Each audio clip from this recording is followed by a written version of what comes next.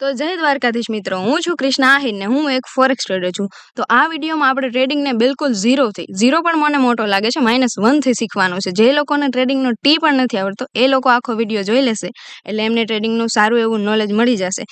જે લોકોને ટ્રેડિંગનો બેઝિક ખ્યાલ હોય, બેઝિક નોલેજ હોય એ લોકો વિડીયો સ્કીપ કરી શકે છે, કેમ કે એમને આમાં કંટાળો આવશે. મેં સાવ ઝીરોથી લીધું છે એકદમ. જે લોકોને કેન્ડલ શું છે એ પણ ખબર ના પડતી હોય, ડિમાન્ડ સપ્લાય એ બધું તો બહુ દૂરની વાત છે. ભાવ વધઘટ કેમ થાય, શું થાય, કેન્ડલ, બ્રોકર કાંઈ ખબર ના પડતી હોય એ લોકો માટેનો આ વિડીયો છે. સાવ બેઝિક છે, તો જે લોકોને બેઝિક નોલેજ હોય એ લોકો સ્કીપ કરી શકે છે. અને આ ક્લાસ 1 છે. આવી જ રીતે હું આખી સિરીઝ અપલોડ કરવાની છું અને તમારા બધા ટ્રેડિંગ રિલેટેડ ડાઉટ્સ આખી સિરીઝમાં ક્લિયર થઈ જ જશે. પણ છતાં તમને આ વિડીયો પૂરો થાય પછી કોઈ ડાઉટ રહી જાય તો તમે મને કમેન્ટ કરી શકો છો. કોઈ સ્પેસિફિક ટોપિક ઉપર તમને વિડીયો જોઈતો હોય તો એ પણ તમે મને કોમેન્ટ કરી શકો છો. અને લાઇક, શેર, સબસ્ક્રાઇબ કરવાનું ભૂલશો નહીં. સબસ્ક્રાઇબ તો જરૂરથી કરીને રાખી લેજો, કેમ કે આખી સિરીઝ હું અપલોડ કરવાની છું એટલે તમને દરેક વિડીયોનું નોટિફિકેશન મળી જાય. અને આગળ આપણે આ વિડીયોમાં હું તમને ચાર્ટ્સ થ્રુ અને ડ્રોઈંગ કરીને બધું પ્રોપર સમજાવીશ કે કોને કેન્ડલ કહેવાય, કેમ ભાવ વધે, કેમ ઘટે, શેર માર્કેટ શું છે, બધું બેઝિકથી સમજાવીશ. બરાબર છે? તો વિડીયોને છેલ્લે સુધી જોજો. સ્કીપ કરશો તો તમને ખ્યાલ નહીં આવે. બરાબર છે? તો લેટ્સ સ્ટાર્ટ. તો પહેલી મેઇન વસ્તુ આવે કે ટ્રેડિંગ એટલે શું.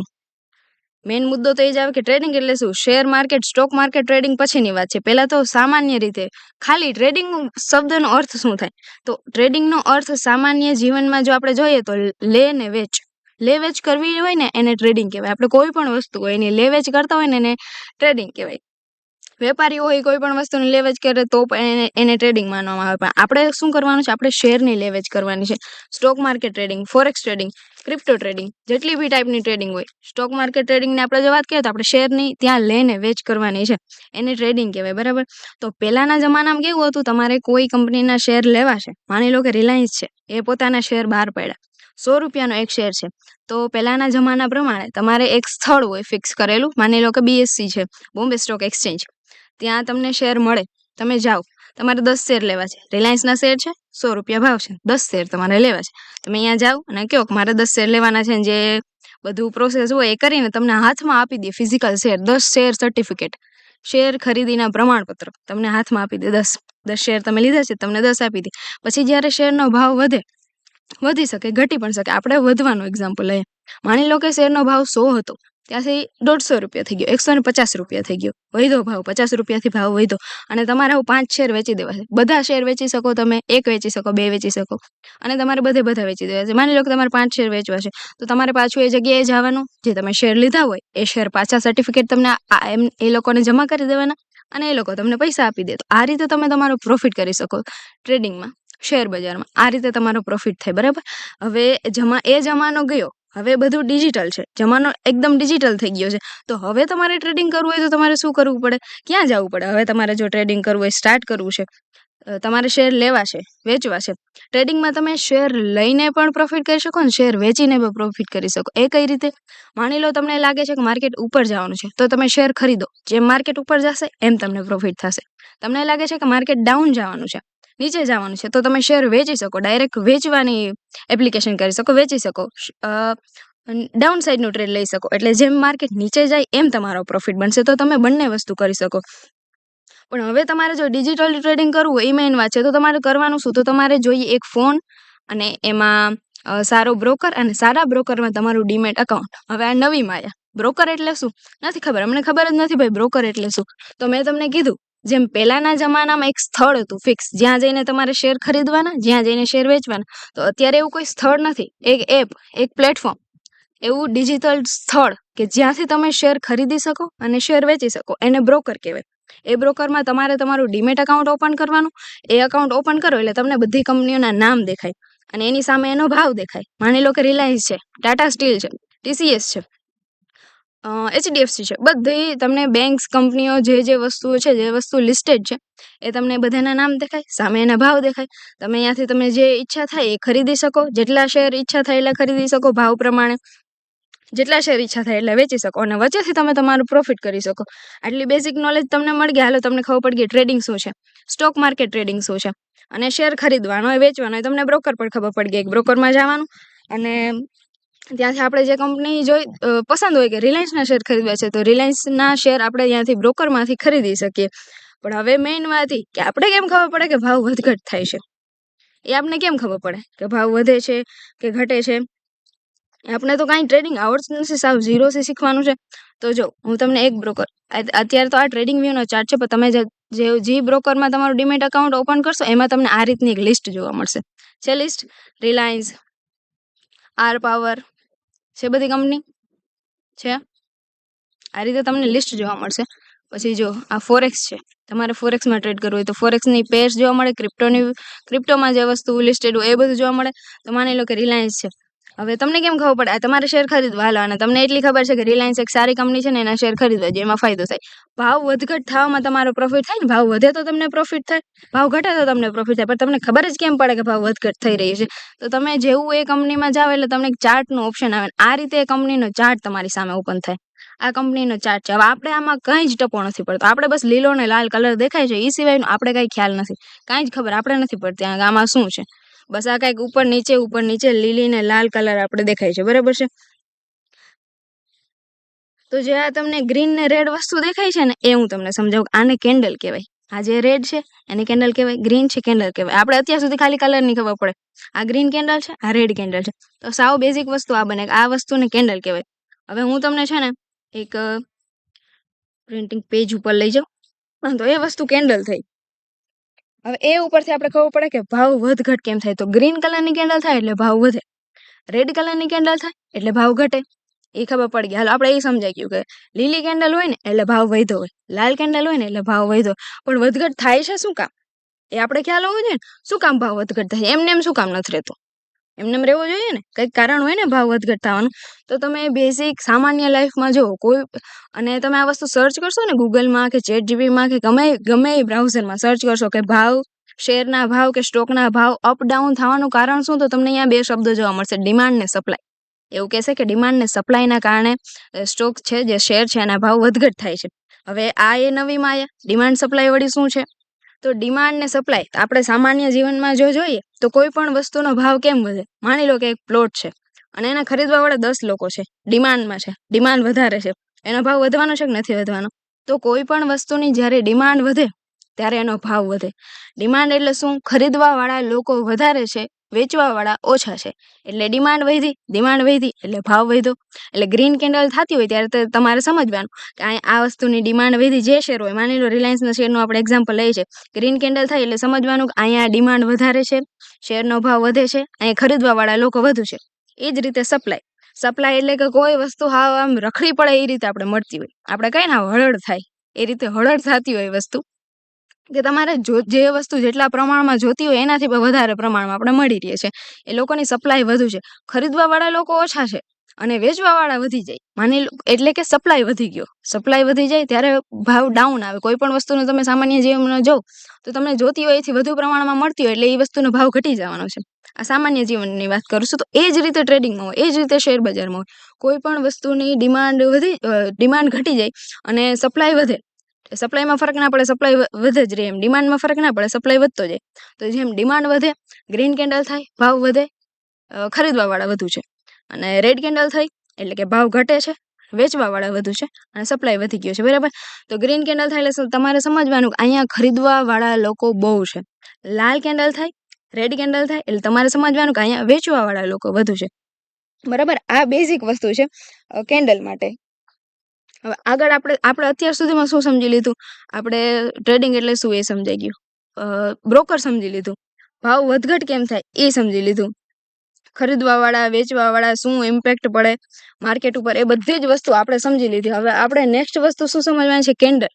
કેન્ડલ અમુક ગ્રીન હોય, આપણે સમજાય કે ગ્રીન કેન્ડલ હોય એટલે ભાવ વધ્યો હોય, રેડ કેન્ડલ હોય એટલે ભાવ ઘટ્યો હોય, બધું જ આપણે સમજાય છે, બરાબર. હવે પણ બધી કેન્ડલ થોડી સરખી હોય. આપણે હમણાં ચાર્ટમાં જોઈએ અમુક નાની મોટી ઘણી હોય. રેડ કેન્ડલ હોય તો અમુક મોટી કેન્ડલ, અમુક નાની કેન્ડલ, કે આ બધી એક સરખી થવી જોઈએ ને, શું કામ નાની મોટી થાય છે? તો એ વસ્તુ આપણે સમજીએ કે માની લો કે આ એક ગ્રીન કલરની આવી રીતે કેન્ડલ થઈ, હું તમને ડ્રો કરીને બતાવું.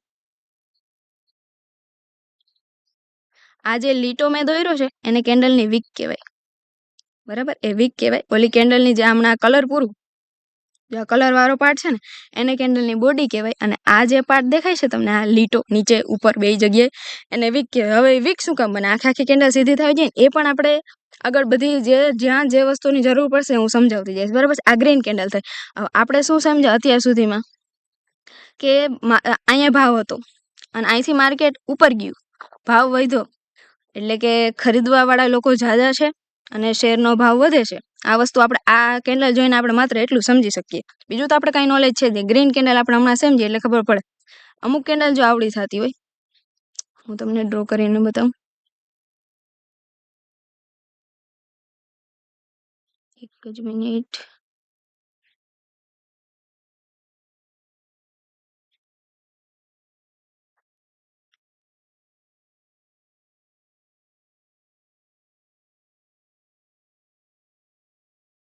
આ કેન્ડલ છે, બરાબર? આવી કેન્ડલ હોય ને એને બેઝ કેન્ડલ કહેવાય. જે મોટી કેન્ડલ હોય જેની બોડી વીક કરતાં વધારે હોય એને એક્સાઇટિંગ કેન્ડલ કહેવાય. ગ્રીન એક્સાઇટિંગ, રેડ એક્સાઇટિંગ બંને હોઈ શકે ને. આવી કેન્ડલ બને ને એને બેઝ કેન્ડલ કહેવાય. આ લીલી હોય, લાલ હોય, ડઝન્ટ મેટર. આવી કેન્ડલ શું કામ બને? મોટી કેન્ડલ બનતી હતી, આપણે મોટી કેન્ડલ વિશે શીખવું. હવે નાની કેન્ડલ બનવાનું કારણ શું? તો જો આપણે સમજ્યું કે જ્યાં વેચવાવાળા ખરીદવાવાળા વધુ હોય ને ત્યાં ગ્રીન કેન્ડલ થાય, કેમ કે ભાવ વધતો હોય. અને વેચવાવાળા જ્યાં વધુ હોય ને ત્યાં રેડ કલરની કેન્ડલ બને ને ભાવ ઘટવામાં હોય. હવે આવી કેન્ડલ બને એનો અર્થ એ બને કે અહીંયા બંને લોકોનો ઝઘડો થઈ રહ્યો છે. વેચવાવાળા એમ કે અમે વધુ, ખરીદવાવાળા એમ કે અમે વધારે છીએ. હવે આવી જગ્યાએ આપણે કોઈ દિવસ ટ્રેડ ના લેવું જોઈએ, કેમ કે માર્કેટને ખુદ નથી ખબર એને ક્યાં જવું, બરાબર? વેચવાવાળા અને ખરીદવાવાળાની ફાઇટ ચાલી રહી છે. આ ફાઇટનું જે પરિણામ આવે ને એ ઉપરથી આપણે નક્કી કરી શકીએ કે આપણે કેમ ટ્રેડ લેવું, કઈ રીતે ટ્રેડ લેવું, શું ટ્રેડ લેવું. હવે આપણે ગ્રીન કેન્ડલ થાય આપણે એટલું સમજાતું હતું કે અહીં ભાવ વધતો હતો. હવે પછી આ ઝઘડો ચાલે છે, આપણે નથી ખબર શું થવાનું છે. હવે એ પછી ને એક કેન્ડલ આવી બની ગઈ, માની લો આવી બની ગઈ.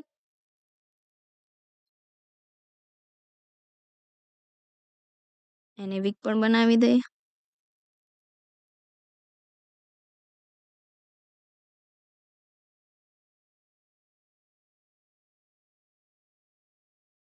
એને વીક છે.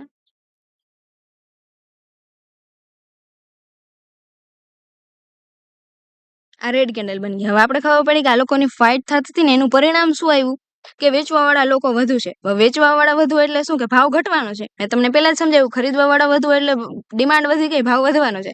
વેચવાવાળા લોકો વધી ગયા, ભાવ ઘટવાનો છે, બરાબર? વેચવાવાળા વધી ગયા તો આપણે શું કરવાનું? આપણે એ તો ખબર પડી કે હવે તો માર્કેટ અહીં પહોંચી ગયું ને, અહીંથી તો ના લેવાય કઈ ટ્રેડ.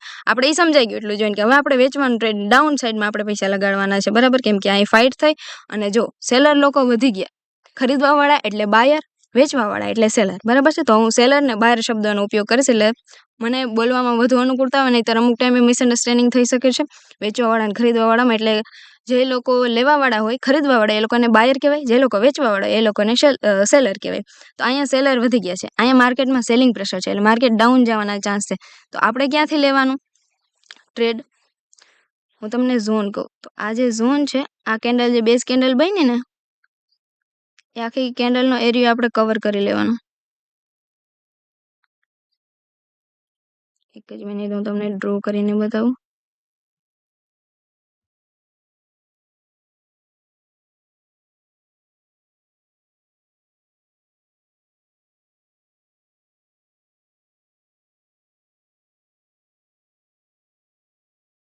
આ એરિયા આપણે ડ્રો કરવાનો.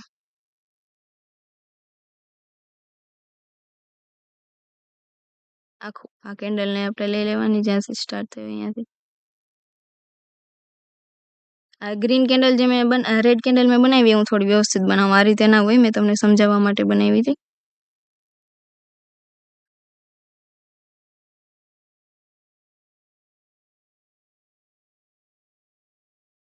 એક જ મિનિટ.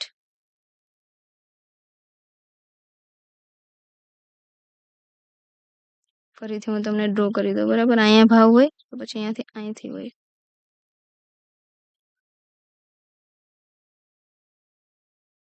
આ બેઝ કેન્ડલ હતી આપણી, બરાબર? હવે આમાં હું કલર નથી પૂરતી અને પછી અહીંયા હતો ભાવ.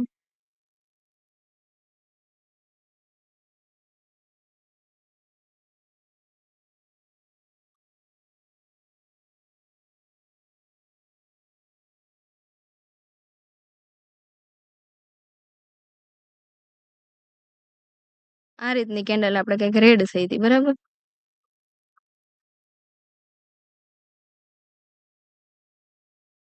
આ રીતની રેડ કેન્ડલ. તો આ ફાઇટનું પરિણામ એ આવ્યું કે સેલર લોકો વધુ છે, બરાબર. તો આપણે શું કરવાનું હવે, આ રીતનો ઝોન ડ્રો કરવાનો.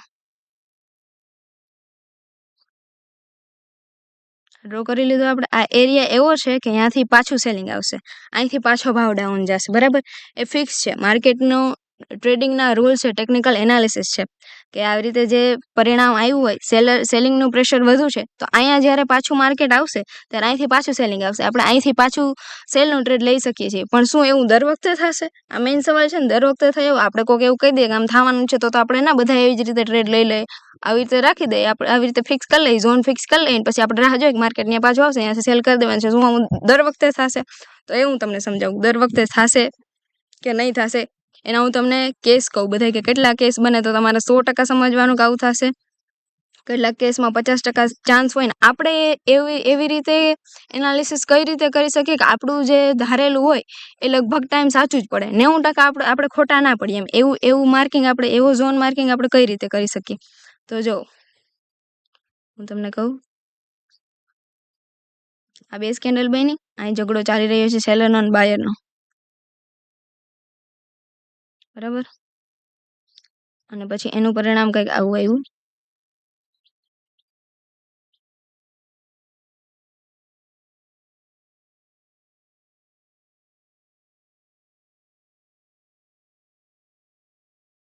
એનું પરિણામ કંઈક આવું આવ્યું.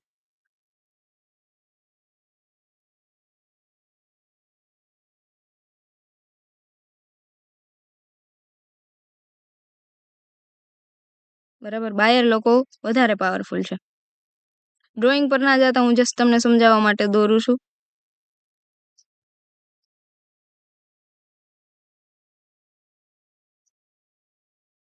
આવી રીતે જો કે બાયર લોકો વધુ છે એટલે ભાવ વધવાના છે, આપણે ખબર પડી. હવે આપણો ઝોન બને છે અહીંથી, મેં જે રીતે તમને કીધું એ રીતે. બીજો કેસ આવો બને કે અહીંયા સેલરની બાયરની ફાઇટ ચાલી રહી છે, આપણી બેઝ કેન્ડલ બની, આપણે સમજાઈ ગયું કે અહીં ફાઇટ ચાલી રહી છે, આપણે એના પરિણામની રાહ જોવાની છે.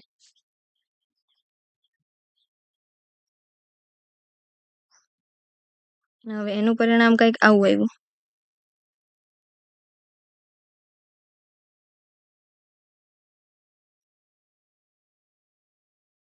એથી મોટી ગ્રીન કેન્ડલ, બરાબર. ફરી પાછો હજી એક કેસ આપણે સમજીએ.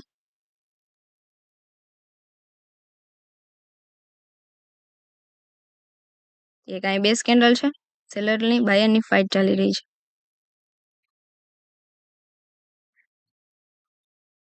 વેઇટ, હું આને હજી થોડું નીચે ડ્રો કરું. આ રીતે આ આપણી બેઝ કેન્ડલ બની માર્કેટમાં, આપણે આના પરિણામની રાહ જોવાની છે. આ રીતે બની કેન્ડલ, એનું પરિણામ કંઈક આવી રીતનું આવે છે.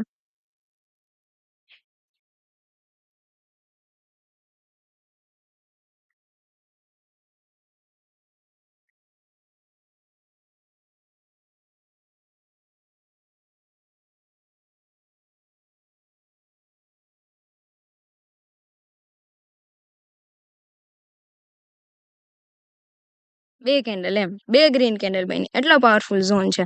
તો આપણે એ ઉપરથી, આ વસ્તુ ઉપરથી આપણે નક્કી કરી શકીએ કે આપણા ઝોનમાં કેટલી સ્ટ્રેન્થ છે, કેટલા પાવરફુલ છે, આપણું કેટલું હદે આપણું પ્રિડિક્શન સાચું પડી શકે છે. આ વસ્તુ ઉપરથી આપણે નક્કી કરી શકીએ. માની લો કે આ આપણો ઝોન છે, જે રીતે મેં તમને કીધું એમ કે આપણે ઝોન માર્ક કરી લેવાનું, પાછું માર્કેટ ત્યાં આવે, અહીંયાથી બાઇંગ આવી શકે. તો આના ચાલવાના ચાન્સ જે 60% હોય ને, તો આના 80% જેવા ચાન્સ હોય, 70-80%, 75% જેવા આના ચાન્સ હોય કે જો આ ઝોન એથી વધુ પાવરફુલ છે, કેમ કે અહીંયા વધુ સ્ટ્રોંગ બાઇંગ છે. સમજો છો તમે? વધુ સ્ટ્રોંગ બાઇંગ છે. અહીંયા પાછું ફરીવાર જ્યારે માર્કેટ આવશે ત્યારે અહીંથી ઉપર જવાના ચાન્સ વધી જશે. અને આ રીતનું જ્યારે ડબલ કેન્ડલ થાય, એથી પણ એ બહુ વધુ સ્ટ્રોંગ સેલિંગ શો કરે છે, બરાબર. કે અહીંયા બહુ વધારે સેલિંગના ઓર્ડર, અહીંયા સેલિંગ નહીં, બાઇંગ, આ બહુ વધારે બાઇંગ શો કરે છે, જોરદાર વાળું સ્ટ્રોંગ બાઇંગ છે. આ નોર્મલ બાઇંગ કહેવાય, આ સ્ટ્રોંગ બાઇંગ કહેવાય, આ વેરી સ્ટ્રોંગ બાઇંગ કહેવાય. એટલે આના ચાન્સ 90% બને. આપણે એવા જ ઝોન માર્ક કરવાના જેના ચાન્સ 90% બનતા હોય. આ જ રીતે સેમ કેસ સેલિંગ સાઈડ પણ હોય. સેલિંગનું પણ હું તમને ડ્રો કરીને બતાવું, બરાબર. સેલિંગનું પણ હું તમને ડ્રો કરીને બતાવું. હમણાં આ તમે સમજી લ્યો પહેલાં. હવે આના ચાન્સ છે એનાથી આ ઝોન ચાલવાના ચાન્સ વધુ છે ને એનાથી પણ આ ઝોન ચાલવાના ચાન્સ વધુ છે. તો તમારે પ્રોપર ચાર્ટમાં જવાનું. જે રીતે મેં તમને કીધું બ્રોકરમાં તમારે જે શેર લેવું હોય એના ચાર્ટમાં જવાનું, તમારે આ રીતનું એનાલિસિસ સ્ટાર્ટ કરવાનું કે ક્યાં સેલર બાયરની ફાઇટ થાય છે ત્યારે માર્કેટ સાઇડવેઝ હોય, એને સાઇડવેઝ માર્કેટ કહેવાય. જ્યાં ફાઇટ થતી હોય, અપ જતો હોય તો બુલિશ છે, ડાઉન આવતો હોય તો બેરિશ છે. ને જ્યાં એકને એક જગ્યાએ માર્કેટ રહેતું હોય, જે તમને હમણાં મેં સમજાવી દીધું કે ફાઇટ થતી હોય બાયરની ને સેલરની, કે કોણ વધારે છે એમ. જો બાયર વધુ હોય તો આપણે બાય સાઈડનો બાયસ રાખવાનો. બાયસ એટલે કે તમારે બાય કરવું છે કે સેલ કરવું છે, ખરીદવું છે કે વેચવું છે. તમને એમ લાગે કે માર્કેટ ઉપર જાય છે તો તમારું બાયનું બાયસ કહેવાય, એ સાઈડ તમારે ટ્રેડ લેવું છે. તમને એમ થાય કે માર્કેટ નીચે જવાનું છે તો તમારું બાયસ સેલનું કહેવાય, તમારે સેલનું ટ્રેડ લેવું છે. તમારે શેર વેચીને પ્રોફિટ કરવો છે, આમાં તમારે શેર ખરીદીને પ્રોફિટ કરવાનો, બરાબર. તો આપણું બાયસ આ ઉપરથી આપણે નક્કી કરી શકીએ કે સેલર બાયરની ફાઇટ જોવાની. પછી એમાં તમારે કાંઈ નહીં કરવાનું. ત્યારે ફાઇટ હાલતી હોય ત્યારે એન્ટ્રી નહીં લેવાની. તમારે જોવાનું કે એ ફાઇટનું પરિણામ શું આવ્યું.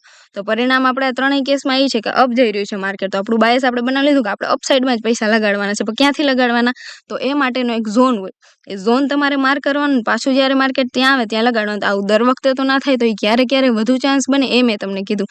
આવો ઝોન તૂટવાના ચાન્સ બહુ ઓછા હોય, આવો ઝોન ફેલ જવાના ચાન્સ. આ ઝોન 99% 90% વર્ક કરતા જ હોય, બરાબર. આપણે પ્રોપર ઝોન માર્કિંગ કરતા આવડવું જોઈએ. હવે જો આપણે સેલ સાઇડની એવી જ રીતે વાત કરીએ ને, તો હું તમને બધા ડ્રો કરીને બતાવી દઉં, બધા કેસ એમ. હવે હું વીક નથી બનાવતી કેમ કે આ વિડીયો બહુ લાંબો થઈ જશે. જો હું વીક બનાવવા જઈશ ને તો હું તમને એમને સમજાવી દઉં છું.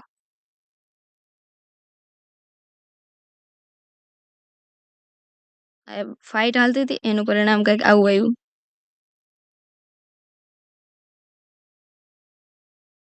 આ રીતનું પરિણામ આવ્યું ફાઇટ. પછી એક રેડ કલરની કેન્ડલ, પછી ફરી પાછી ફાઇટ,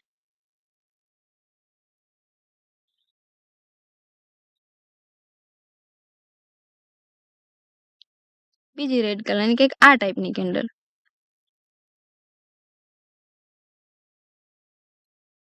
ઠીક છે. ફરી પાછી ફાઇટ. હું તમને હાઈ પ્રોબેબલ ચાન્સ કહું છું કે તમારો ઝોન ફેલ ના જાય એમ, એવી રીતનું કહું છું તમને.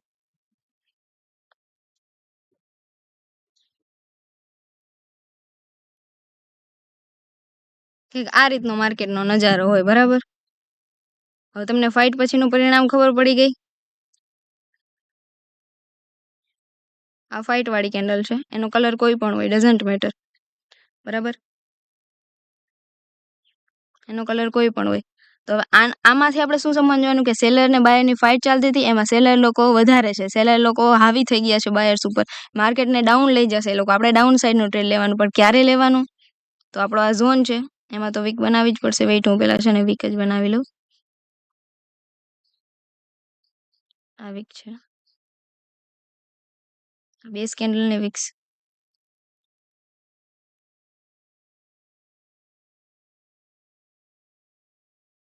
બેઝ કેન્ડલની વિક્સ છે આ બધી. અને સેલર બાયની ફાઇટ તમને સમજી શકો. આ ઝોન તમે દોરી લીધો કે આ ફાઇટ પછીનું પરિણામ ડાઉન છે, એટલે આપણો આ ઝોન બને છે.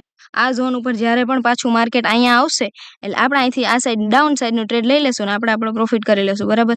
પણ એવું દર વખતે તો નહીં થાય, એટલે ક્યારે વધુ થઈ શકે. તો પહેલા ઝોનમાં જો 60% ચાન્સ હોય તો આમાં 80% ચાન્સ છે આ ઝોન ચાલવાના. આપણો ઝોન છે.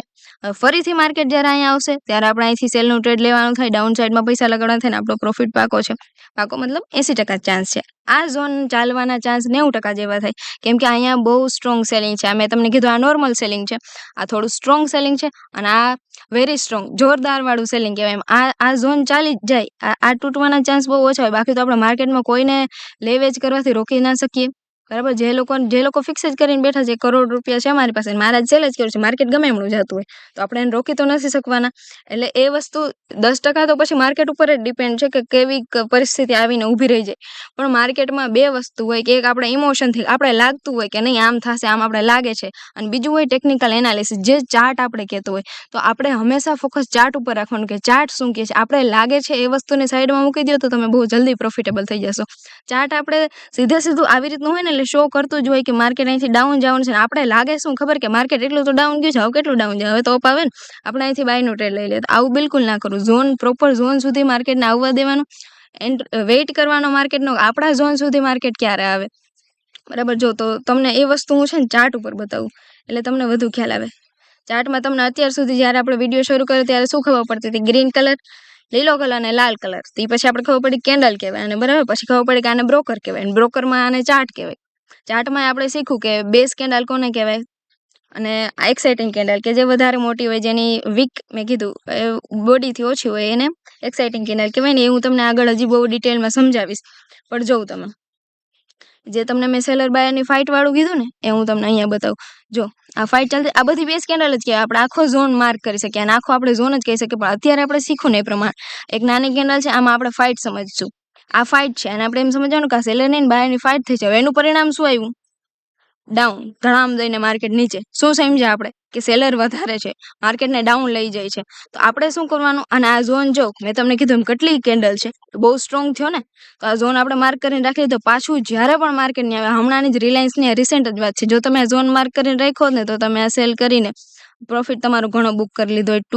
2:2 નો રેશિયો છે. આ રેશિયો શું છે? અત્યારે કંઈ મગજમારી કરવાની, આગળના વિડીયોમાં હું તમને બધું સમજાવી દઈશ કે આ રેશિયો શું છે, તમારે કઈ રીતે આ સેટઅપ બધું કઈ રીતે કરવું એ બધું સમજાવીશ. અત્યારે તમે ખાલી બેઝિક નોલેજ લ્યો, બરાબર. તો જ્યાં ઝોન આપણે બનાવીને રાખ્યો હોય અને પાછું માર્કેટ ત્યાં જે દિવસે આવે તે દિવસે જ્યાં માર્કેટ આવ્યું, આખો ઝોન આપણો ભરી દીધો. અહીંયા ઝોનમાં સેલિંગ હોય જ, અહીંથી એટલું સ્ટ્રોંગ સેલિંગ આવ્યું તો આ ઝોન પેન્ડિંગ હતો અને ઝોન હાલી ગયો. આ ઝોન તૂટવાના ચાન્સ ઓછા છે. આપણે આગળ શીખાય એમ બે શું આ જો 1 2 3 4 કેન્ડલ પછી પણ આ એક બેઝ કેન્ડલ બની, પણ સેલિંગ કન્ટિન્યુ જ છે ને. અને કોઈને એમ થઈ જાય કે આ માર્કેટ હવે અહીંથી અહીંયા આવી ગયું છે, હવે અપ કેમ જાય? પણ એ જાય. તમારે આપણે લાગે એ વસ્તુ લગાડવાની નહીં માર્કેટમાં. આપણે લાગે કે અહીંયા આવી ગયું, અહીંથી કંઈ આ એટલો ભાવ તો જોવો તમે કેટલો ફરક. આ ભાવ આ 1133 અને આ 1542 રૂપિયા અહીં કેમ જાય? માર્કેટ કેદી પહોંચી લે અહીંયા? તો એ રીતનું આપણે વિચાર કરવાનો. આપણે ટેકનિકલ ઉપર જ ફોકસ કરવાનો. આપણો ઝોન છે અહીંયા જે દિવસે આવે તે દિવસે આપણે અહીંયાથી સેલનું ટ્રેડ લેવાનું થઈ ગયું. અહીંયા ઝોન આ માર્કેટ અહીંયા આવ્યું, પછી પાછું આ ઝોન ફિલઅપ કરીને આપ્યું એને સેલિંગ, વહી ગયું ને નીચે અહીંથી. તો આ એમને નથી ગયું, એને પહેલાં ઝોન બનાવ્યો હતો જ. આપણે આવી રીતે બધા ઝોન માર્ક કરવાના. તમે ટ્રેડિંગ વ્યૂ ઓપન કરજો ને આ રીતે જોજો, ઝોન જોજો બધા. તમને આ વસ્તુ જોવા મળશે જ. માર્કેટ ડાઉન ગયું અને હજી ક્યાં જાય એ નક્કી નથી. આ રીતના તમારે બધા છે ને સેલિંગના બાઇંગના બધા ઝોન માર્ક કરવાના. હજી એક એક્ઝામ્પલ જો મળે ને તો હું તમને બતાવું. એ સેલિંગનું એક્ઝામ્પલ જોયું આપણે, આ એક્ઝામ્પલ બાઇંગનું છે. જો આ કેન્ડલ રહી, આ કેન્ડલ એ ફાઇટ વાળી કેન્ડલ છે કે નથી? છે ને. આપણે જોયું કાંઈ સેલિંગનું બાઇંગ, સેલરનું બાયરનું ફાઇટિંગ ચાલી રહ્યું છે. પરિણામ આવી રીતે તો કોઈ ટ્રેડ લેવું જ નહીં. માર્કેટને ખુદને નથી ખબર કે એને ક્યાં જવું, સેલર વધુ છે કે બાયર વધુ છે, એ લોકોને ખુદને નથી ખબર. પરિણામ આવે પછીની જ વાત આગળ વધવાની, બરાબર. તો એ માર્કેટ અહીંથી એક વખત ઉપર ગયેલું છે, અહીંથી પણ, બરાબર. કે પાછું તરત જ માર્કેટ એ ઝોન ઉપર આવ્યું, અડધો ઝોન ફિલ કરી દીધો અને તરત ઉપર વહી ગયું. અને આગળ પણ જો આ ઝોન આ નકર આ નોર્મલ સેલિંગ છે, કાંઈ એટલું બધું હેવી છે નહીં. જો એક જ કેન્ડલને આપણે ધ્યાનમાં લઈએ તો એટલું બધું નથી, પણ તોય જો એ ઝોન ચાલ્યો ને, અહીંથી માર્કેટે આખો ઝોન ફિલઅપ કર્યો. અને જો આ તમે જોવો તો ખરા કેટલું માર્કેટ ત્યાંથી ઉપર છે. ટ્રેડ વધુ લેવાના ચક્કરમાં નહીં પડવાનું મારે એટલા કેટલા ટ્રેડ લઈ લેવા. ટ્રેડ એક લઈએ પણ પ્રોપર લઈએ. અહીંથી આપણે એન્ટ્રી લીધી હોય, માને આપણે અહીંથી નથી લેવી, આટલેથી લીધી હોય, હા પ્રોપર કન્ફર્મેશન આપણે મળી ગયું ત્યાંથી. આ તમે વિચાર તો કરો આમાં કેવડો પ્રોફિટ થઈ શકે. બસ આવડવાની વાત છે. અને આ જ રીતે તમે છેલ્લે સુધી બધી જ્યાં સુધી હું સિરીઝ પૂરી કરી દઉં ત્યાં સુધી મારા ચેનલ પર બન્યા રહેશો. એટલે તમને લગભગ સ્ટોક માર્કેટનું જે તમને ક્યાંય નહીં મળતું હોય ને એ નોલેજ તમને અહીંથી મળી જશે, બરાબર. આ તમારો ટાર્ગેટ કેવડો બને? કેપિટલની કે કોઈ બીજી વસ્તુની વાત જ નથી, બસ ટેકનિકલ એનાલિસિસની વાત છે. તમને સમજાવવું જોઈએ કે ક્યાં મારે ટ્રેડ લેવું, કઈ રીતે ટ્રેડ લેવું.